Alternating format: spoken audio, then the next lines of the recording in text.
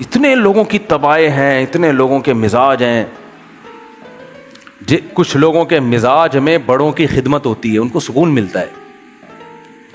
उनको जब बताओ माँ बाप की खिदमत किया करो, बूढ़ों की खिदमत किया करो, उनको सुकून मिलता है ये सुन के। और कुछ लोगों में किब्र है, तकब्बुर है, बूढ़ों से तमीज़ से बात नहीं करते, माँ बाप से तमीज़ से बात नहीं करते। जब उनको आप बताओ कि अपने माँ बाप की कड़वी कसीली बर्दाश्त करो, ऐसा है, तब जाते हैं वो कमेंट्स में गालियां देना शुरू कर देते हैं। फौरन बोलेंगे क्या माँ बाप पर औलाद के हुकूक नहीं है? क्या सिर्फ औलाद ही पर है? अबे तो कौन कह रहा है कि सिर्फ माँ बाप पर है, औलाद पर भी है। लेकिन अभी हमने एक माँ बाप पे बात कर दी तो आप बोलो हाँ ये भी है वो भी है, एकदम पलटा खाएंगे। इसकी मिसाल ऐसे है, कभी आप शौहरों के फजाइल तो बयान करके देखो जरा। नीचे जो खवातीन ने गालियां दी हुई होती हैं, क्या सिर्फ इस्लाम में शौहर के हुकूक हैं? क्या बीवियों का कोई हक नहीं है? भाई हमने कब बोला कि हक नहीं है? वो अगला बयान आ जाएगा उस पर। लेकिन जिन औरतों को अपने हस्बैंड से बेपनाह मोहब्बत होती है वो ऐसा बयान सुन के खुश होती हैं। ऐसे भी हैं। मैं कभी शौहर के हुकूक पर बयान करूं, कुछ खवातीन ने लिखा होता है आई लव माई हस्बैंड, बड़ी खुश होती हैं। इसका मतलब उनके मिजाज में शौहर की खिदमत है, उनके मिजाज में, उनका कल्चर है ये, शौहर को रिस्पेक्ट देना।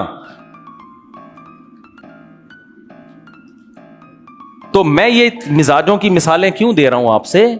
शरीयत के मुकाबले में मिजाज को क्या कर दो एक तरफ, ये मत देखो मेरा मिजाज क्या है। और आसान खानदानी कुछ काम अल्लाह हमसे ऐसे करवाता है हमारे मिजाज के खिलाफ। देखो इस्लाम की जितनी तालीमात है ना वो रहम दिली पर मबनी है। वो किस पर मबनी है? रहम दिली पर। उसमें माँ बाप के भी हुकूक हैं, बीवी के भी हुकूक हैं, बच्चों के भी हुकूक हैं, पड़ोसियों के भी हुकूक हैं, गरीबों के भी हुकूक हैं, यतीमों के भी हुकूक हैं। सबको देने का हुक्म दिया गया है कि सबके हुकूक अदा करो, सब पे रहम करो।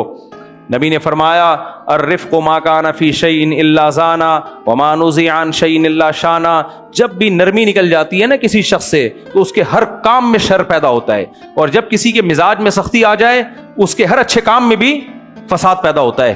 हर जगह नरमी का हुक्म दिया कि नहीं दिया? बोलते क्यों नहीं? इससे मुस्लिम का एक मिजाज बन जाता है रहमदिली। बनता है कि नहीं बनता? क्या बन जाता है मिजाज? रहमदिली। यहां तक के जानवरों के हुकूक बयान किए कि प्यासी बिल्ली को, प्यासे कुत्ते को पानी पिलाने वाला अल्लाह ने उसको बख्श दिया, और एक बिल्ली को भूखा मारने वाले को अल्लाह ने जहन्नम में डाल दिया। तो रहम का जज्बा पैदा होता है कि नहीं होता? लेकिन उसी अल्लाह ने हमें हुक्म दिया बकरा ईद के दिन जानवर के गले पे छुरा चलाओ, छुरा चलाओ उसके गले पे। मिजाज ये बनाया रहमदिली, लेकिन कभी कभार अल्लाह इसके अगेंस्ट भी हमसे करवाता है ताकि उस मिजाज में गुम होके ना रह जाएं, ये भूल ना जाएं कि हम ये सब कुछ अल्लाह के हुक्म पे कर रहे हैं, खुदा के इबादत में कर रहे हैं। लिहाजा जिस वक्त वो हमें जो हुक्म देगा हमने उस हुक्म को फॉलो करना है। बाज दफा आपका अपना पला हुआ जानवर, उसके गले पे छुरी चलाते हुए इंसान के आंसू निकलते हैं। हमने तो बचपन में जब दुम्बे शुम्बे पाले हैं ना, 2-2 महीने, इतना मुझे अपने दुम्बे से मोहब्बत हो गई थी कि जहां जहां जा रहा हूं मेरे पीछे पीछे। मुझे याद है जब गले पे छुरी चल रही थी मेरा क्या हाल हो रहा था। तो ये मिजाज की मुखालफत करवाई जा रही है। समझ में आ रही है बात कि नहीं आ रही है? क्या करवाया जा रहा है? मिजाज की मुखालफत। ये मिजाज अल्लाह के हुक्म के मुकाबले में एक तरफ रखना है। अल्लाह से आगे निकलने की कोशिश मत करो। इब्राहीम अलैहिस्सलाम को अल्लाह ने बुढ़ापे में बेटा दिया, महबूब बेटा, और खुशखबरी सुनाई। इस्माइल अलैहिस्सलाम, कितनी मोहब्बत इब्राहीम अलैहिस्सलाम को हजरत इस्माइल अलैहिस्सलाम से। पैगंबरों से ज्यादा कोई अपनी औलाद से मोहब्बत कर सकता है? बोलो ना। नहीं। पैगंबरों से ज्यादा कोई रहमदिल हो सकता है? बोलते क्यों नहीं? नहीं हो सकता। उसी पैगंबर को हुक्म दिया जा रहा है अपने बेटे के गले पे छुरी चलाओ। दिया जा रहा है कि नहीं दिया जा रहा? सिर्फ ये सिखाने के लिए कि मिजाज और अपनी तबीयत को खुदा के हुक्म के मुकाबले में साइड पे रखो। आप समझ रहे हैं? गर्मी ज्यादा तो नहीं हो रही? हो रही है तो मिजाज के खिलाफ है, बर्दाश्त करो। क्या ख्याल है? मुझे ज्यादा इसलिए लग रही है कि मैं तो कनाडा से आ रहा हूं, वहां गर्मियों में भी बर्फ पड़ रही थी। कनाडा के नॉर्थ में एक इलाका है विनीपेग, उससे भी आगे एक सिटी है, मैं नाम भूल गया उस सिटी का। अभी भी वहां जो लेक्स हैं, जो झीलें हैं, वो जमी हुई हैं, बर्फ बनी हुई हैं। मैंने उनसे कहा कि मई में तुम लोगों का ये हाल है, दिसंबर में क्या होता होगा? तो कहना हमें तो बस 15-20 दिन का कुछ मौसम अच्छा मिलता है। और इंडियन पाकिस्तानी पहुंचे हुए हैं। इससे मुझे एक चीज तो मुझे पता चली कि यार रिस्क के लिए क्या क्या मेहनत करनी पड़ती है इंसान। समझ में आ रही है बात? इसलिए जिसको अल्लाह ने रिस्क दे दिया ना, वो अल्लाह का जितना शुक्र अदा करे कम है। लोग क्या क्या मेहनतें कर रहे हैं। और वहां मैंने बयान में कहा कि आज मुझे पता चला, पंजाबी में जो कहते हैं ना ठंड पै गई है, तो आज पता चला ठंड पै गई इसको बोलते हैं। मई में तुम बर्फ के मजे ले रहे हो, बुढ़ापे में जवानी के मजे तो सुने थे, जून जुलाई में बर्फ के मजे फर्स्ट टाइम सुन रहा हूं मैं। कितनी कितनी मेहनत कर रहे हैं यार लोग रोजी कमाने के लिए, कितनी कितनी मेहनत कर रहे हैं। इसलिए जिनको अल्लाह ने रोजगार दिया हुआ है, जितना शुक्र अदा करें कम है। जब नेमत होती है शुक्र नहीं, इसराफ ना करें, उड़ाए नहीं पैसा। जब अल्लाह ने दिया होता है, कुछ लोग उड़ा रहे होते हैं यार, फेंक रहे होते हैं। जब जीरो हो गए गए। क्यों? मिजाज में उड़ाना था। वहां भी क्या है, मिजाज क्या है? उड़ाना। फिर उस पर शरीयत का लेबल लगाते हैं। इस्लाम सखावत पसंद करता है, इस्लाम इअ्तदाल के साथ सखावत पसंद करता है, बेलगाम सखावत की इजाजत नहीं है। कुरान के अल्फाज हैं, ला तजअल यदका मगलूलतन इला उनुकिक, ना इतने कंजूस बनो कि अपने हाथ को गर्दन से बांध लो, वला तबसुतहा कुल्लल बस्त, ना इतने सखी बनने की कोशिश करोगे उड़ा दो सारा, कल फिर लोगों से भीख मांगनी पड़े तुम्हें। वब्तगी बैन ज़ालिका सबीला, दरमियान में चलो, बैलेंस, ना कंजूसी और ना ऐसी सखावत कि कल खुद भीख मांगनी पड़े लोगों से। आप कह सकते हो फिर नबी ने इतनी सखावत क्यों की, सहाबा ने इतनी सखावत क्यों की कि सुबह खर्च किया तो शाम की फिक्र नहीं, शाम खर्च किया तो सुबह की फिक्र नहीं।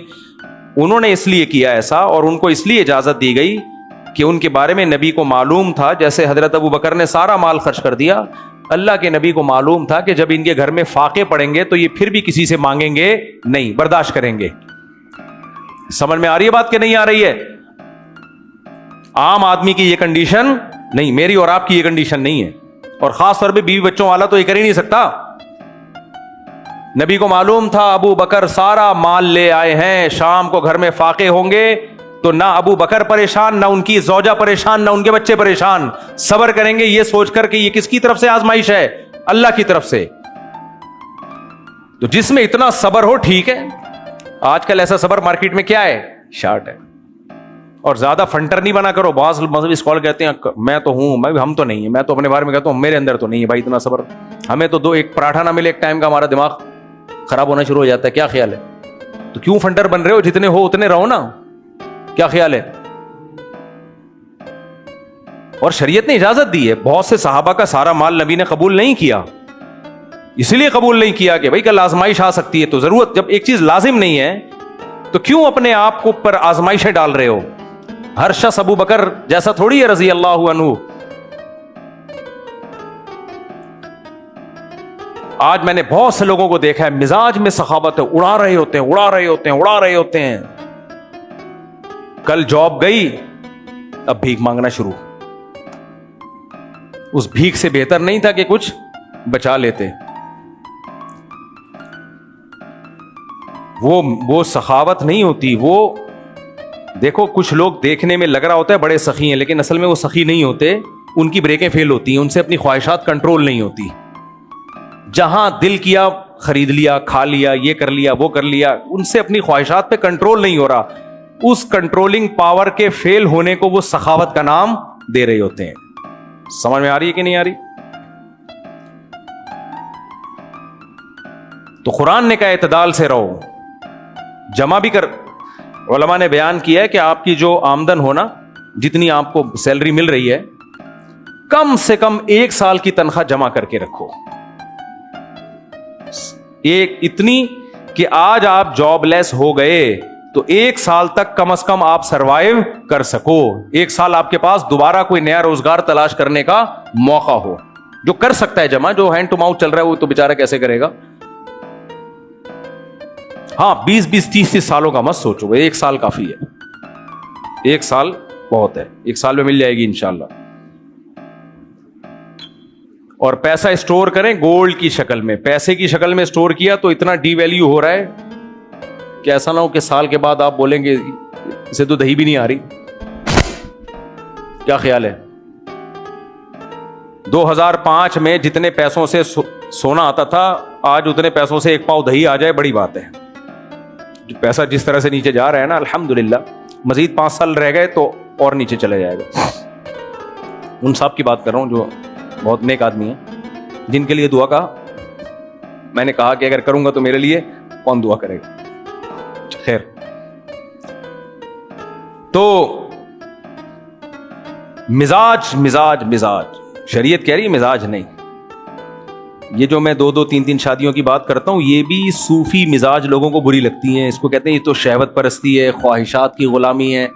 ये आपका मिजाज है भाई, ठीक है ना? ये क्या है? तो मिजाज, ये शरीयत थोड़ी। आपको बुरा लग रहा है, जो ज्यादा सूफी टाइप के होते हैं ना, अल्लाह अल्लाह क्या औरत लगा के रखा हुआ है यार। नेक बनो, नमाज पढ़ो, रोजा रखो, ज़कात दो, हज करो, बस। क्या है लगा के रखा हुआ है? क्या शादी लगा के रखा हुआ है? ये आपका मिजाज है। हमारे नबी ने एक टाइम पे 9 बीवियां रखी हैं, और नबी से ज्यादा दुनिया को मुसाफिर खाना समझने वाला कोई भी नहीं था। दुनिया से बेरगबती, रोजों पे रोजे, फाकों पे फाके। घर में हजरत उमर ने जब नबी सल्लल्लाहु अलैहि वसल्लम का घर देखा है तो आंखों से आंसू आ गए, रोक नहीं सके आंसू। फरमाया या रसूल अल्लाह, जो कैसर और किसरा इतने बड़े बड़े बादशाह, उनके घरों में तो ऐसे सोने चांदी, और एक खजूर की छाल है जिस पे आप लेटे हुए हैं, एक प्याला है टोटल घर का, उसी में सब कुछ, खाना पीना, खाना भी उसी में, पीना भी उसी में। ये मिजाज था आप सल्लल्लाहु अलैहि वसल्लम का। लेकिन अज़वाज कितनी थी? 9। अल्लाह ने हमारे नबी को 4 से भी ज्यादा की इजाजत दी। तो मेरे भाई, मैं अगर मिजाज को देखूं तो फिर तो यही है कि क्या जरूर, एक की भी क्या जरूरत है। शरीयत को देखना है तो शरीयत तो कह रही है भाई, लक़द कान लकुम फी रसूलिल्लाहि उस्वतुन हसना। नबी की जिंदगी तुम्हारे लिए नमूना है भाई, गोरों की जिंदगी नहीं है, नबी की जिंदगी। मिजाज यही है कि 1-2 बच्चे हों, क्या बच्चों की बखेड़ों में पलना, और क्या ये इधर कोई भाग रहा है, कोई उधर भाग रहा है, एक बच्चा वहां, एक वहां, एक टमाटर बेच रहा है, एक स्कूल में जा रहा है। क्या है ये? What's going on? क्या बरसाती मेंढकों की तरह बच्चे पैदा करने हैं? ये मिजाज की बात है ना। 1-2 हों तमीज के, शरीफ शुरफा किस्म के, ये भी क्या है? ये मिजाज है आपका। ये शरीयत बोलो ना, शरीयत थोड़ी है। अल्लाह से पूछोगे, अल्लाह कह रहे तज़व्वजुल वदूद अल वलूद, रिश्ता ही उस औरत का कबूल करो जो तुम्हें ज्यादा बच्चे दे, औलाद ज्यादा दे। हजरत उमर ने फरमाया, नबी की से सुनकर ही फरमाया होगा, सौदाउ वलूदुन अहब्बु इलल्लाहि मिनल हसना इल्लती ला तलिद। वो स्याह औरत, स्याह फाम औरत जो तुम्हें औलाद दे, उस खूबसूरत से बेहतर है जो तुम्हें औलाद ना दे। समझ में नहीं आ रही मेरा ख्याल है बात? तो मिजाज लेकर आया करो, फिर एक तरफ रखो अपना मिजाज। क्या ख्याल है भाई? मिजाज ये कहता है कि बुजुर्ग दौड़ते हुए अच्छे लगते हैं। यार तुम लोग क्यों चुप बैठे हो? गर्मी मुझे भी लग रही है भाई। बुजुर्ग पे ये चीज लगती है, दौड़ रहे हैं तकड़ तकड़ तकड़ तकड़, घोड़े पे बैठे हो तकड़ तकड़ तकड़ तकड़, जिम में वेट उठा रहे हैं तकड़। ये बुजुर्ग पे ये चीज सूट करती है? अल्लाह वालों पे सूट करती है जिम जाके? ये मिजाज है। सहाबा से बड़ा कोई बुजुर्ग हो सकता है? सलमा इब्ने अकवा घोड़े से तेज दौड़ लिया करते थे। समझ में नहीं आ रही बात? घोड़े से तेज। हजरत रुकाना पहलवान थे, पिछाड़ दिया करते थे। कोई एक सहाबी भी ऐसे नहीं थे जो तेज दौड़ ना सकते हो। एक सहाबी भी हमारे इल्म में ऐसे नहीं है।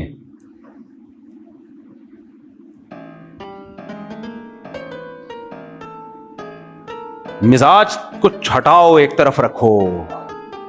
नबी ने फरमाया, अपनी ख्वाहिशात को, अपने मिजाज को किसके ताबे करो? उस शरीयत के जो मैं लेकर आया हूं। तुर्की में हम गए, एक बुजुर्ग से हमारी मुलाकात हुई। हमें बताया कि बहुत बड़े बुजुर्ग हैं। हमने कहा चलो बहुत बड़े बुजुर्ग हैं तो ज़ियारत करनी चाहिए। हम भी चले गए। वो तो हमारी इतने बड़े थे कि हम अफोर्ड नहीं कर पाए।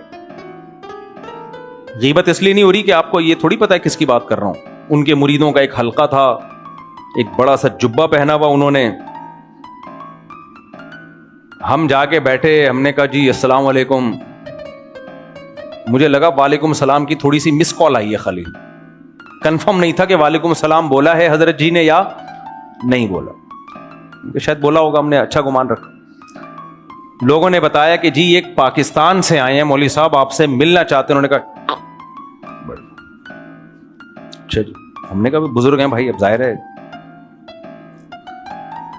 कोई टमाटर वाला होता तो मिल लेता उठ के, बुजुर्ग थोड़ी इतने आराम से।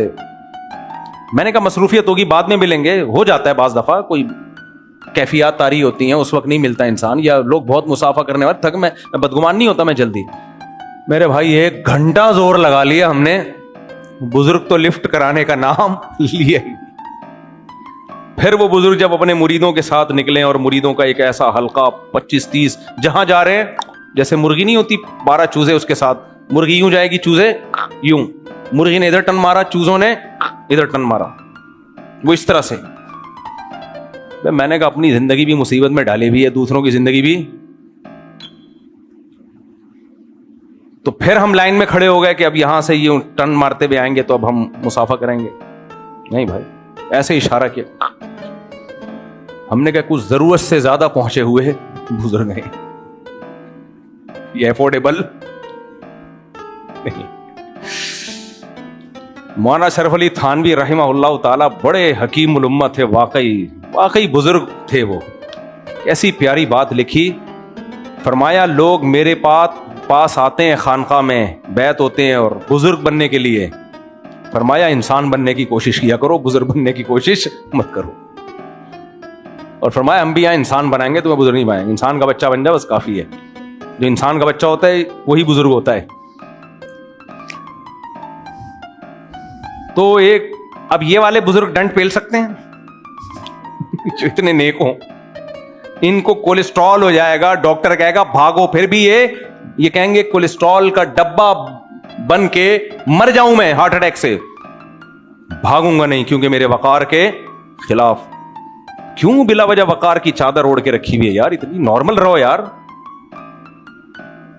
हमारे मोहल्ले में एक लड़का था, 17 साल की उम्र में उसको खिलाफत मिली किसी बुजुर्ग से।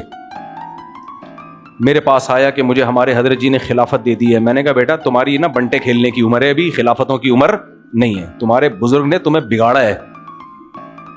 क्योंकि मैं उसको बच्चे को जानता, नेक लड़का था, कोई बुरा नहीं था, लेकिन मैं जानता था बेचारा लौंडा लपाड़ा है। मैंने कहा तुम्हारी खिलाफतों की उम्र थोड़ी है। तो मैंने कहा उस बुजुर्ग से इस्लाही ताल्लुक खत्म कर दो, कि बिगड़ने की उम्र है, इतनी सी उम्र में खिलाफत मिलेगी, लोग हाथ पांव चूमेंगे तो फिरौन बनोगे तुम। ये तो मंजी भी उम्र में जाके जब इंसान तवाज़ो में पक्का हो चुका हो, फिर जाके इस तरह की इज्जत काबिल बर्दाश्त होती है। अब इसे तुम खिलाफत मिल गई, लोग आएंगे हाथ पांव चूमेंगे तो बिगड़ेगा भाई। तू नेक था वाकई, उसको समझ में आ गया, उसने कहा ठीक है, मैं ताल्लुक ही खत्म कर दिया। उसने वाकई नेक था ना, वरना तो बिगड़ जाता। तो ये क्या है? मिजाज है, ये बुजुर्गी नहीं है, मिजाज है। तो मिजाज को छोड़ो यार, किसको देखो? शरीयत को देखो। तो 2-3 बातें और मिसाल देके बस बयान खत्म करता हूं मैं। इस्लाम हमें सफाई सिखाता है, डिसिप्लिन सिखाता है। कुरान ने हुक्म दिया मस्जिदों में आओ, जीनत इख्तियार करके आओ। हुक्म दिया कि नहीं दिया? जीनत इख्तियार करो। लिहाजा मस्जिद में आने से पहले अच्छा कपड़ा पहनना चाहिए, फटे पुराने कपड़े से बचना चाहिए, खुशबू लगानी चाहिए, नहा धो के, जुम्मे में तो खास तौर पर। पूरी जिंदगी इस्लाम हमारी ट्रेनिंग इसी हिसाब से करता है कि नहीं करता? क्या ख्याल है? डिसिप्लिन, बाल बने हुए होने चाहिए, कपड़े साफ होने चाहिए। नबी ने एक परागंदा बालों वाले शख्स को देखा, आपने फरमाया क्या तुम्हें अल्लाह ने पैसा नहीं दिया? उन्होंने कहा हाँ। फरमाया फिर अपने सर को ठीक क्यों नहीं करते? कंघा नहीं खरीद सकते? यानी हदीस का मफहूम मैं अपने अल्फाज में बयान कर रहा हूं। इन्नल्लाह जमील युहिब्बुल जमाल, अल्लाह खूबसूरत है, खूबसूरती को पसंद करता है, जमाल को पसंद करता है। लेकिन जब ये मिजाज बन गया तो हज में इसका उल्टा करवाया गया हमसे। हज में हुक्म दिया गया खुशबू इस्तेमाल नहीं करनी है। हज में हुक्म दिया गया पर्सनैलिटी को घर पे रख के आओ, 2 जोड़ों में आओ, बगैर सिले हुए कपड़े, एक लुंगी और एक कुर्ता, और इंसान शर्माता है, अपने यहां कंधे पे चादर डालता है। हुक्म दिया कि तवाफ में क्या करना है, इज्तिबा, ये दाया कंधा बरहना रखना है, इसे खोल देना है। समझ में नहीं आ रही मेरा ख्याल है बात। खुशबू इस्तेमाल नहीं करनी, खुशबूदार साबुन से नहाना नहीं है। हाजी जितना मैला कुचैला होगा अल्लाह को उतना अच्छा लगेगा। अब ये मिजाज जो शरीयत ही ने बनाया था उसकी मुखालफत करवाई जा रही है कि नहीं करवाई जा रही है। और आखिर में टेंड करानी है। क्या कराना है? घर जाने से पहले हाजी साहब दहशतगर्दी का जड़ से खात्मा, सारा हुस्न खत्म। टेंड के बाद रह क्या गया अब है? टेंड के बाद कुछ बचा? मुज़दलिफा में जमीन पे पड़े हुए होते हैं, कैसे रात गुजार रहे होते हैं, कैसे सफा मरवा में दौड़ रहे होते हैं, सारी पर्सनैलिटी एक तरफ। क्यों? अल्लाह देखना चाहते हैं कि तुम मेरे गुलाम हो या नहीं। ऐसा तो नहीं अपने मिजाज को मुझसे भी आगे लेके जाने की कोशिश की है, मुझे ही क्रॉस करना शुरू कर दिया तुमने। तो इन पूरी बहस का खुलासा ये, उदखुलू फिस्सिल्मि काफा, इस्लाम में कंप्लीटली दाखिल हो जाओ। अपने मिजाज को बोलो साइड पर रख। बेवा औरत का निकाह लोग पसंद नहीं करते, बच्चे रुकावट बन जाते हैं, हमारी अम्मा कहीं और शादी करेगी, गैरत के खिलाफ। ये गैरत शरीयत के मुताबिक है, शरीयत के खिलाफ है, खिलाफ। आप नहीं रोक सकते। बहुत केसेस आते हैं, बाप को नहीं करने देते। अब्बा अब क्या रह गया, छोड़ो, अब्बा छोड़ दे यार, अब्बा के पास बैलेंस है या नहीं है, अब्बा जाने। तुम्हारा हेडिक थोड़ी है, वो तन्हाई दूर करने के लिए हो सकता है कर रहा हो। नहीं अब्बा, ऐसे लोग हैं दीनदार हैं, बड़ी बड़ी दाढ़ी हैं, अब्बा को नहीं करने दे रहे। क्यों? मिजाज को शरीयत से ऊपर रखा हुआ है। विरासत में बड़ा होता है ये। बहनों को महरूम किया जाता है विरासत से। हमारी खानदान में रिवायत नहीं है, बहनों की जरूरत क्या है। माएं रुकावट बनती हैं, अभी कफन मैला नहीं हुआ, मेरे मियां की जायदादें तकसीम कर रहे हो। तो उनको ये बुरा लग रहा होता है कि अभी अब्बा मरे हैं और जायदादें तकसीम। ये अमल उनको गैरत के खिलाफ लग रहा होता है। तो ये गैरत शरीयत के मुताबिक है, ये शरीयत के खिलाफ है, खिलाफ है शरीयत। इस्लाम ने बोला है कफन मैला हो या ना हो, सबसे पहला काम क्या होगा? विरासत की तकसीम। आखिरी बस मिसाल देके बयान सच्ची मुच्ची का खत्म। इधर मैयत हुई, इस्लाम कहता है फौरन दफन करो इसको। मिजाज कहता है नहीं, अभी जापान से मंझला बेटा आएगा, ऑस्ट्रेलिया से बेटी पहुंचने वाली है, जिंदगी भर में तो कभी मिले नहीं, अब अब्बा को मरहूम होने के बाद देखने के लिए मुख्तलिफ मुल्कों से तशरीफ ला रहे हैं। 2-2, 3-3 दिन बर्फ खानों में रखते हैं। मिजाज ही कहता है यार ऐसे थोड़ी अब्बा को, अब्बा इतने अरसा अब्बा के साथ रहे, ये क्या मरे और दफना दिया? नहीं नहीं, ऐसे नहीं। मर गया मरदूद, ना फातिहा ना दुरूद, ऐसा अब्बा कहां से लब्बा? माँ है, उसको देखना है, उसको रुनुमाई करवानी है, फिर ये होगा। भाई ये आपका मिजाज है। इस्लाम ने हुक्म दिया अब्बा या अम्मा कोई भी दुनिया से चला जाए, यकीन हो जाए कि चले गए हैं, ऐसा ना हो अभी जाने वाले हो पहले ही। बाज़ दफा यकीन नहीं होता, कन सकता हुआ होता है, बाज़ दफा यकीन हो गया, इंतकाल हो गया है। तो इस्लाम कहता है सबसे पहला काम कफन, जनाजा, गुसल, कफन, जनाजा और दफन, बस। बाकी सब उसके बाद। अमेरिका में, कनाडा में, दुनिया की यूरोप में जितने कंट्रीज हैं ना, इनमें 2 इंतहाएं हैं। अब्बा मर गए, या तो कोई पूछता ही नहीं है, बोला भाई ओवन में लाओ, जला बुलू के जो मर्जी करना है करो। और जो पूछते हैं ना, वो 2-2, 3-3 हफ्ते लाश रखी रहती है, लाखों रुपए का खर्चा हो जाता है, लाखों डॉलर का। कहते हैं ऐसे ही दफन कर दिया, तो ये तो मोहब्बत के खिलाफ है। इतना मुश्किल है ना उनके यहां मरना। मैं तो अभी देख कर आया हूं, मैं तो हैरान हो गया। मैंने कहा भाई ये तो जिंदा रहने से ज्यादा मरना मुश्किल है। जो फैमिली वाले लोग हैं ना गोरों में, वो फिर कहते हैं मर गए तो नहीं, ऐसे नहीं, उसको ताबूत में रखा जाएगा, 3 पीस सूट पहनाया जाएगा, फूल पहनाया जाएगा, उसकी हिस्ट्री पे किताबें पढ़ के सुनाई जाएंगी, यानी जो मकाले पेश किए जाएंगे। 2-2, 3-3, 4-4 हफ्ते उनको रखा जाता है बर्फ खानों में। एक एक दिन का किराया ऐसे बन रहा होता है जैसे जहाज पोर्ट पे आके लगा हुआ है। एक एक दिन का, घंटों घंटों का नहीं, एयरपोर्ट पे किराया होता, ऐसे एक एक घंटे का किराया वो ले रहे होते हैं। बेड़ा गर्क हो जाता है बंदे का। तो उनका मिजाज तो यही कहता है यार कैसे दफना दें इतनी जल्दी, अभी गया और अभी बस, अभी तो थोड़ा प्रोटोकॉल के साथ दफनाया जाएगा, 1 हफ्ता प्रोटोकॉल।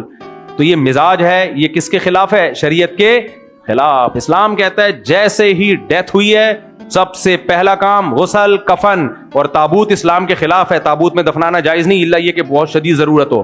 ताबूत का तकल्लुफ भी नहीं रखा, सादगी है, ये खर्चा भी नहीं होगा। गुसल, कफन, दफन, फिनिश। उसके बाद दुआ मांगते रहो सारी जिंदगी, जो करने का काम है। तो ये शरीयत है मेरे भाई, अपने मिजाज को शरीयत के ताबे बनाओ। अल्लाह हम सबको अमल की तौफीक अता